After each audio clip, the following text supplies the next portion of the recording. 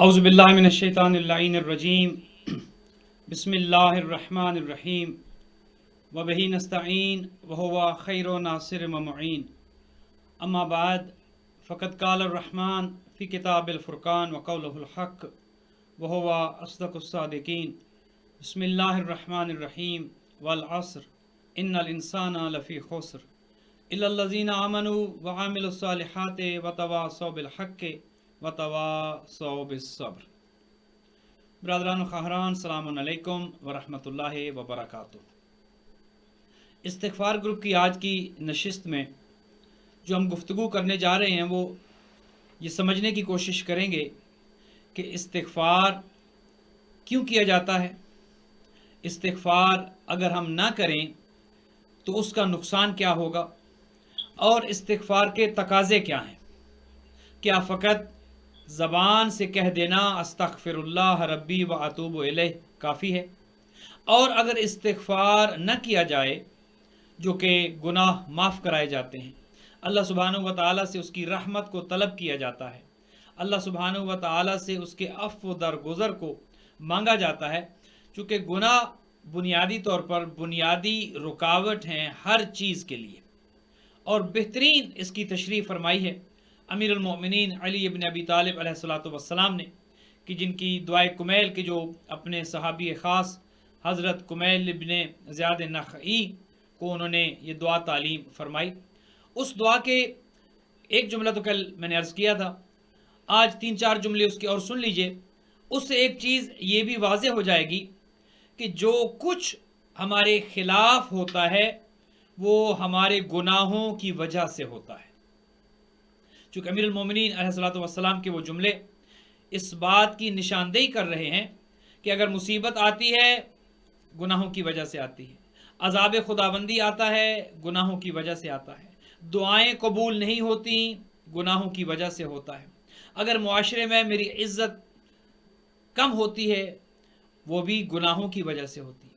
तो ये 4-5 जुमले की जो बेहतरीन तशरीह करते हैं, और अगर इंसान इन पर गौर कर ले तो यकीन मानिए इंसान की ज़िंदगी में इनकलाब आ जाए। क्योंकि जो बुनियादी रुकावट है मानवियत की तरफ हम नहीं जा सकते, वो हमारे गुनाह हैं। जब तक इंसान अपने गुनाहों का सफाया नहीं करेगा, गुनाहों से छुटकारा हासिल नहीं करेगा, वो रूहानी सफ़र तय नहीं कर सकता, वो मानवियत की तरफ नहीं जा सकता। ज़िंदगी तो गुजार लेगा, ज़िंदगी तो एक जो सालिब इंसान है वो भी गुजारता है, एक गुनाहगार इंसान वो भी ज़िंदगी गुजारता है, इंसान भी ज़िंदगी गुजारता है, हैवान भी ज़िंदगी गुजारता है। ज़िंदगी गुजारना कोई कमाल नहीं है, या उस ज़िंदगी में दुनियावी चीज़ों का हुसूल कोई कमाल नहीं है। बच्चे पैदा कर लेना, अच्छे ओहदे पर रहना, बहुत माल और दौलत इकट्ठा कर लेना, मुआशरे में अपना एक मकाम बना लेना, ये कमाल नहीं है। लोगों की नज़र में मोहतरम बन जाना ये कमाल नहीं है। कमाल क्या है? कमाल ये है कि इंसान का मकाम खुदा की निगाह में क्या है, इंसान का मकाम इमाम की निगाह में क्या है, उसके मौला व आका की निगाह में क्या है। अगर मैं लोगों की निगाह में मोहतरम हूँ, लोग मुझे बहुत अच्छा कहें, लोग मुझे फैयाज कहें, फ़लाँ साहब तो बहुत सखी हैं, बहुत इल्म रखते हैं, बहुत मालो दौलत खर्च करते हैं, बहुत नेक हैं, बहुत तहज्जुद गुजार हैं, नमाजी हैं, और ये सब कुछ अगर लोगों की ज़बानों पर है और मेरे अंदर ये नहीं है, तो लोगों की नज़र में तो मैं मुहतरम हूँ, लेकिन खुदा की नज़र में मेरा कोई मकाम नहीं है। चूँकि जो कुछ लोगों की ज़बानों पर है वो मैं उसका अहल नहीं हूँ, या जो कुछ लोग मेरे बारे में कह रहे हैं उसका मुझे फ़ायदा दुनिया में तो शायद मिल जाए, लोगों की नज़र में मेरी औकात बढ़ जाए, मेरी इज़्ज़त बढ़ जाए, लोग मेरा एहतराम इस वजह से करना शुरू कर दें कि भाई देखें फ़लाँ साहब कह रहे थे वो तो नमाजी हैं और रोज़े रखते हैं और तहज्जुद गुजार हैं, अहले खैर हैं, सदका करते हैं, खैरात देते, लोगों की नज़र में तो मकाम बन जाएगा। लेकिन अगर खुदा, रसूल, आइम्मा की नज़र में मकाम नहीं है तो उस दुनिया के मकाम का कोई फ़ायदा नहीं है। और खुदा और रसूल और आइम्मा की नज़र में मकाम तब बनता है जब इंसान के गुनाह ख़त्म होना शुरू हो जाते हैं, गिरना शुरू हो जाते हैं, या कम अज़ कम उन गुनाहों में कमी वाक़ई होना शुरू हो जाती है। ये भी कमाल है। इंसान के अगर एक दर्जे पे था कि गुनाहों में बहुत शिद्दत थी, आहिस्ता आहिस्ता उन गुनाहों में कमी वाक़या होना शुरू हो गई है, तो वो इंसान समझे कि उसका मानवियत का सफ़र जारी है, वो रूहानियत की तरफ, वो रहमत खुदा की तरफ गामजन है। लेकिन खुद अगर उसके गुनाह, इंसान तो जानता है, हर इंसान अपने बारे में खूब जानता है, और जितना वो खुद अपना जानने वाला है शायद दुनिया में कोई और उसे उस तरह से नहीं जानता। इसीलिए अमीरुल मोमिनीन ने यह फरमाया कि अगर तुम चाहते हो कि ये सब अजाब खुदाबंदी हो, दुआओं की कबूलियत का ना होना हो, बीमारियां हो, परेशानियां हो, तो दुआ यूं किया करो कि अल्लाहुम्मा अग़फ़िर ली अज़्ज़ुनूबल्लती तुनज़िलुन निक़म, ऐ अल्लाह मेरे वो गुनाह बख्श दे जो अजाब नाजिल करवाते हैं। एक चीज समझ आ गई कि अजाब अगर नाजिल होता है तो गुनाहों की वजह से होता है।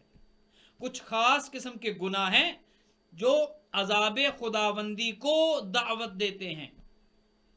गुनाहों के भी हर गुनाह का अपना एक सिलसिला है। कुछ गुनाह वो हैं कि जो दुआएं कबूल नहीं करवाते, कुछ गुनाह वो हैं कि रिस्क रोक लिया जाता है, कुछ गुनाह वो हैं चेहरे का नूर चला जाता है, कुछ गुनाह वो हैं कि उम्र कम हो जाती है। मसलन झूठ बोलना, झूठ बोलने से इंसान की उम्र कम हो जाती है। जिना करना, इंसान की उम्र कम हो जाती है, चेहरे का नूर चला जाता है। झूठी गवाही देना, इंसान की उम्र कम हो जाती है। इसके अलावा इंसान का बदनीयत होना, बुरी नीयत रखना, मुनाफिकत रखना, ऐसे इंसान की दुआ कबूल नहीं होती। और कुछ गुनाह वो हैं कि इंसान आश्कार हो जाता है। वैसे तो खुदा ने पर्दा डाल रखा है, हर इंसान के गुनाह खुदा ने छुपा रखे हैं। वो सत्तारुल अयूब है, वो अयूब की सत्र पोशी करता है, वो अयूब को छुपाता है। और खुदा ये कहता है कि जो मेरे एट्रीब्यूट्स हैं, जो मेरी खासियत है, वो तुम अपनाओ। मैं सत्तारुल अयूब हूं, मैं गुनाह छुपाता हूं, ऐब छुपाता हूं। ऐ इंसान, अगर तुझे किसी का ऐब पता चल जाए तो मुआशरे में ढंढोरा ना पीटो, व्हाट्सएप ग्रुप्स में उसका ऐलान ना करो, सोशल मीडिया पर उसको ना डालो, छुपाओ। तुम दूसरों के अयूब छुपाओगे, मैं तुम्हारे ऐब छुपाऊंगा। तो कुछ गुनाह वो हैं कि जो इंसान के अयूब को जाहिर कर देते हैं। उनमें से एक शराब नोशी है, जुआ है। ये गुनाह वो हैं कि जो इंसान के गुनाह लोगों पर जाहिर हो जाते हैं, लोगों को पता चल जाता है कि फलां में ये बदकारी है, ये बुराई है। लिहाजा हर गुनाह अपनी तरफ से एक सजा लेकर आता है। तो मौला फरमाते अल्लाह मग़फ़िर ली ज़ुनूबल्लती तुनज़िलुन निक़म, ए खुदा मेरे वो गुनाह बख्श दे जो अजाब नाजिल करवाते हैं। वो तो मासूम हैं, वो तो अल्लाह सुब्हानहू व तआला की तरफ से उन्हें इस्मत अता की गई है। ये जुमले हमें सिखाए गए हैं कि अपने गुनाहों की मग़फ़िरत इस तरह तलब करो, इस तरह इस्तिग़फ़ार करो, इस तरह रहमत खुदा को तलब करो। और फिर फरमाया कि अल्लाहुम्मा अग़फ़िर ली ज़ुनूबल्लती तहबिसुद दुआ, खुदाया मेरे वो गुनाह बख्श दे जो मेरी दुआ को, मेरे अल्फाज को जब मैं मांगता हूं तुझ तक पहुंचने ही नहीं देते। गोया मेरे गुनाह रुकावट बन जाते हैं, मेरे गुनाह दरमियान में हाइल हो जाते हैं, और वो गुनाह उस दुआ को, मेरे उन अल्फाज को, मेरी उन हाजात को तुझ तक पहुंचने ही नहीं देते। वो अल्फाज वहां पहुंचेंगे तो शर्फ कबूलियत होगा, वो अल्फाज, मेरी दुआ के अल्फाज वहां पहुंचेंगे अल्लाह सुब्हानहू व तआला के दरबार में, जब मेरे गुनाह इतने ज्यादा हैं कि वो दुआ अपने मकाम पर पहुंचती ही नहीं है। फिर फरमाया कि ये दुआ करो कि अल्लाह मग़फ़िर ली ज़ुनूबल्लती तुनज़िलुल बला, ये जो मुसीबतें आती हैं, ये जो तकलीफ़ें आती हैं, ये जो परेशानियां आती हैं, ये भी कुछ ख़ास किस्म के गुनाह हैं जिनकी वजह से आती हैं।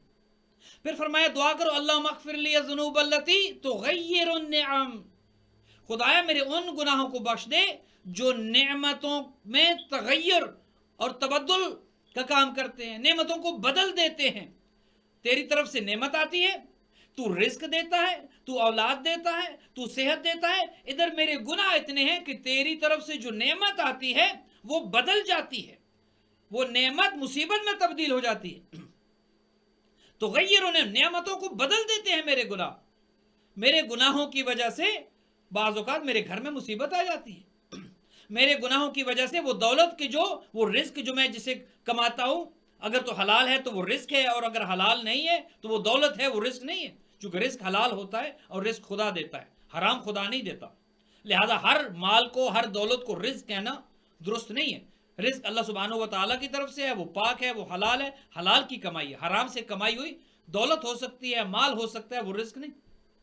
तो फरमाया कहो कि अल्लाह मग़फ़िर ली ज़ुनूबल्लती तुग़य्यिरुन निअम, खुदाया मेरे उन गुनाहों को बख्श दे जो तेरी नेमतों को बदल देते हैं। तू तो रिस्क भेजता है, تو دولت دیتا ہے, تو نعمتیں نازل کرتا ہے, ادھر میرے گناہ ہیں, ان کو فوراً اس نعمت کو میرے گناہ کسی مصیبت میں, کسی تکلیف میں, کسی پریشانی میں تبدیل کر دے. یہ میرے گناہ ہیں جو نعمتوں میں تغیر کا کام کرتے ہیں, جو نعمتوں کو بدل دیتے ہیں.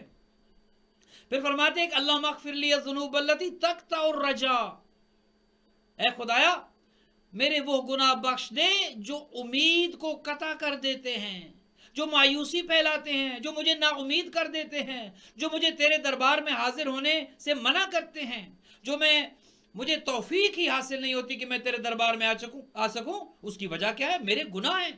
میرے گناہ دیوار بن جاتے ہیں میرے اور مصلی عبادت کے درمیان. میرے گناہ حائل ہو جاتے ہیں میرے اور روزے کے درمیان. یہ میرے گناہ ہیں جو مجھے روزہ نہ رکھنے کی ترغیب کریں گے. یہ میرے گناہ ہیں جو نماز نہ پڑھنے کی مجھے ترغیب دیں گے. یہ میرے گناہ ہیں جو مجھے میری امید کو قطع کر دیتے ہیں, مجھے مایوس کر دیتے ہیں, اور میرے اندر تیری رحمت کی مایوسی کو پھیلا دیتے ہیں. اور بعض اوقات یہ ہوتا ہے کہ انسان اتنا مایوس ہو جاتا ہے کہ وہ عبادت چھوڑ دیتا ہے کہ اب تو اتنے گناہ کر لیے کہ اب تو بخشش کی کوئی امید نہیں ہے, لہٰذا اب نمازیں پڑھنے سے فائدہ نہیں, روزے رکھنے کا کوئی فائدہ نہیں, اب تو اتنے گناہ کر چکا ہوں. یہ ان گناہوں سے بڑھ کر گناہ ہے. لا تقنطوا من رحمت, خدا کی رحمت سے مایوس نہیں ہونا.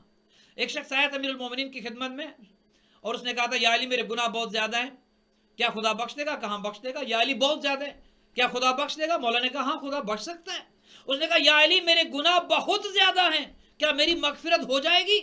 تو مولا نے کہا کیا تیرے گناہ رحمت خدا سے بھی زیادہ ہے؟ کیا تیرے گناہ خدا کی بخشش اور خدا کے لطف و کرم سے بھی زیادہ ہیں؟ اے انسان, مایوس ہونا, خدا کی رحمت سے نا امید ہونا, یہ گناہ سے بدتر ہے. لہذا خدا کی رحمت سے کبھی مایوس نہ ہو. اور وہ گناہ ہی ہوتے ہیں جو تقطع الرجا, جو گناہ امید کو قطع کر دیتے ہیں, جو خدا کی رحمت سے مایوس کر دیتے ہیں, جو انسان کی ہمت کو پست کر دیتے ہیں. لہذا جب یہ گناہ معاف ہونا شروع ہوتے ہیں, جب یہ گناہ کم ہونا شروع ہو جاتے ہیں, جب ہم استغفار کے ذریعے ان گناہوں کو دھونا شروع کر دیتے ہیں, جب ہم استغفار کے ذریعے ان گناہوں کا خاتمہ شروع کر دیتے ہیں, تو پھر دعائیں بھی قبول ہونا شروع ہوتی ہیں, نعمتیں تبدیل بھی نہیں ہوتی, جو نعمت آتی ہے وہ نعمت ہی رہتی ہے. پھر انسان کی امید بھی قطع نہیں ہوتی, انسان مایوس نہیں ہوتا ہے. اور جب گناہ انسان کے کم ہونا شروع ہو جاتے ہیں, معنویت اور روحانیت کا سفر طے ہونا شروع ہو جاتا ہے, تو پھر انسان اللہ سبحانہ و تعالیٰ کے عذاب کا مستحق بھی نہیں ٹھہرتا. لہذا عزیزان محترم, ہمارے گناہ سب سے بڑا ایشو ہے ہماری زندگی میں. ہم شاید کچھ اور سمجھتے ہیں کہ رزق بہت بڑا ایشو ہے, جاب بہت بڑا ایشو ہے, ویسٹرن سوسائٹی میں رہنا, سیٹل ہونا بہت بڑا ایشو ہے, ویسٹرن سوسائٹی میں بچوں کو پالنا بہت بڑا ایشو ہے. ہماری نظر میں ایشوز کچھ اور ہیں, لیکن ائمہ کی نظر میں, ہمارے دین کی نظر میں جو ہمارا سب سے بڑا ایشو ہے وہ ہماری شیطان کی اطاعت ہے. وہ ہمارے گناہ ہیں کہ جو ہم کرتے ہیں. جب ہم شیطان کے مطیع ہو جاتے ہیں, گناہ انسان کیوں کرتا ہے؟ خدا نے تو انسان کو عقل دی ہے, خدا نے تو انسان کو شعور دی ہے, خدا نے تو انسان کو سوچنے سمجھنے کی صلاحیت دی ہے, خدا نے تو راستہ دکھا دیا ہے, خدا نے تو خیر اور شر دونوں کا راستہ دکھا دیا ہے. خدا کی طرف سے خیر ہی خیر ہے, خدا کی طرف سے شر نہیں ہے, خدا کی طرف سے خیر ہی خیر ہے. وہ مالک خیر ہے, وہ خود خیر ہے, اس کی طرف سے اچھائی ہی اچھائی ہے. اور وہ جملہ کہ جو سیدہ زینب سلام اللہ علیہا نے کہا تھا, جب کہا گیا تھا کہ دیکھو خدا نے تمہارے ساتھ کیا کیا, تو بی بی نے کہا تھا ما رأیت الا جمیلا, ہم نے تو خدا سے سوائے اچھائی کے کچھ نہیں دیکھا, ہم نے تو خدا سے سوائے حسن و جمال کے کچھ نہیں دیکھا. وہ تو جمیل ہے, اس کی طرف سے تو جمال ہی جمال ہے, اس کی طرف سے تو حسن ہی حسن ہے, اس کی طرف سے تو اچھائی ہی اچھائی ہے. یہ شر تمہاری طرف سے ہے, یہ برائی, یہ گناہ, یہ قتل و غارت, یہ سب تمہارا کیا درا ہے. خدا کی طرف سے تو سوائے خوبصورتی کے ہم نے کچھ نہیں دیکھا. لہذا خدا انسان کو گناہ پر نہ مجبور کرتا ہے اور نہ خدا گناہ کی طرف انسان کو پش کرتا ہے. خدا تو ہدایت کی طرف بلاتا ہے. یہ شیطان ہے کہ جب انسان اس کی مانتا ہے, اس کا مطیع بن جاتا ہے, جب انسان شیطان کا دوست بن جاتا ہے, اس وقت انسان روحانیت کے سفر سے ہٹ جاتا ہے اور اس کے گناہوں میں اضافہ شروع ہو جاتا ہے۔ تو سب سے بڑا ہمارا ایشو جو ہے وہ ہمارے گناہ ہیں کہ جو ہر طرح کی رکاوٹ ہیں۔ آپ اگر کہتے ہیں جی صحت اچھی نہیں ہے، میں عرض کروں گا سب سے پہلے دیکھیں وہ کون سے گناہ ہیں جو ہمیں بیمار کیے ہوئے۔ آپ کہیں گے کہ اولاد کہا نہیں مانتی، میں کہوں گا سب سے پہلے آئیے اپنے گناہ دیکھیں وہ کون سے ہمارے گناہ ہیں کہ جس نے ہماری اولاد کو نافرمان کر دیا۔ آپ کہیں گے حضور رزق میں کمی ہے، میں کہوں گا سب سے پہلے جو ڈائگنوسس ہے وہ یہ ہے، آئیے دیکھیں وہ کون سے ہمارے گناہ ہیں جس سے ہمارا رزق کم ہو گیا ہے۔ آپ کہیں گے حضور گھر میں بے سکونی ہے، میں کہوں گا آئیے سب سے پہلے دیکھیں وہ کون سے ہمارے گناہ ہیں جس کی وجہ سے ہمارے گھر جہنم بن چکے ہیں۔ تو بنیادی ایشو گناہ ہے، ہر طرح کے گناہ، طرح طرح کے گناہ، کچھ علل اعلان کیے جانے والے، کچھ چھپ کر کیے جانے والے، کچھ مذاق میں کیے جانے والے۔ انسان بعض اوقات مذاق میں جھوٹ بولتا ہے، انسان عذرائے تفنن جھوٹ بول رہا ہوتا ہے اور وہ سمجھ رہا ہوتا ہے کہ یہ تو میں مذاق کر رہا ہوں۔ انسان مذاق میں کسی مومن کی اہانت کر رہا ہوتا ہے، انسان مذاق میں کسی مومن کو نیچا دکھا رہا ہوتا ہے اور وہ یہ نہیں سمجھ رہا ہوتا کہ یہ میں جس کا مذاق اڑا رہا ہوں، چونکہ مذاق کرنا اور ہے، مذاق اڑانا اور ہے۔ مذاق کریں اچھی بات ہے، اسلام نے مذاق کرنے کو پسند کیا ہے، مزاح المومنین جائز ہے، لیکن خدا را مذاق کریں، مذاق اڑائیں نہیں۔ کسی مومن کو حقیر نہ سمجھیں، کسی مومن کی اہانت نہ کریں، کسی مومن کو کم نہ سمجھیں۔ ہو سکتا ہے اس کا مقام امام کی نظر میں کتنا ہو سکتا ہے خدا کی نظر میں وہ کتنا معزز ہو۔ لہٰذا بعض اوقات ایسے گناہ ہم مذاق میں کر جاتے ہیں، لطیفوں میں اور چھوٹی چھوٹی باتوں میں، اور عذرائے مذاق ہم پتہ نہیں کیا کچھ کہہ جاتے ہیں اور یہ نہیں سمجھ رہے ہوتے کہ انہی گناہوں کی وجہ سے اولاد ہماری نافرمان ہو جائے گی، انہی گناہوں کی وجہ سے گھر سے برکت اٹھ جائے گی، انہی گناہوں کی وجہ سے چہرے سے نور جاتا رہے گا، انہی گناہوں کی وجہ سے مصلی عبادت سے ہم دور ہو جائیں گے اور انہی گناہوں کی وجہ سے ہم جہنم کا ایندھن بن جائیں گے۔ تو آج کی اس گفتگو میں ہم نے یہ سمجھنے کی کوشش کی کہ جو کچھ ہوتا ہے یہ ہمارے اپنے اعمال کا کیا دھرا ہے۔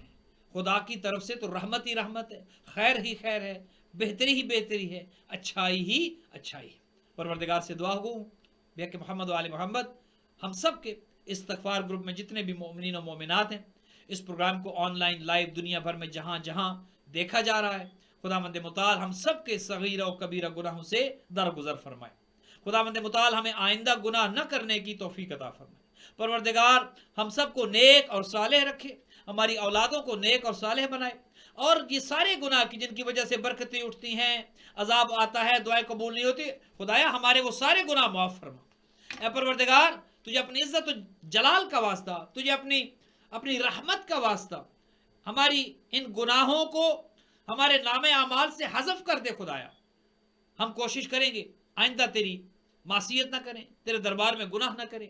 خدایا گزشتہ گناہان پر اپنے عفو درگزر کی قلم رحمت کو پھیر دے، ان کو صاف کر دے۔ آئندہ گناہ نہ کرنے کی توفیق بھی تجھی سے مانگتے ہیں، توفیق عطا کر۔